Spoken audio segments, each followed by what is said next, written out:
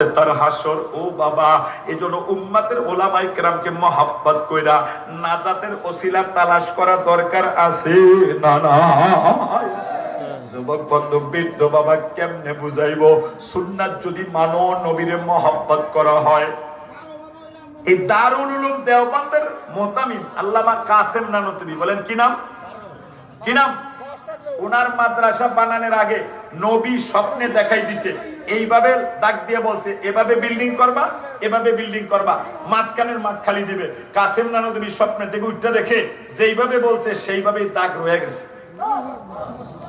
ওনার কথা বলতেছি, ওনার জমানায় একজন দিনদার মানুষ, মোটামুটি ইসলাম মানে, স্বপ্নে দেখে আল্লাহর নবী দেওবন্দ ইউপির মধ্যে আইছে।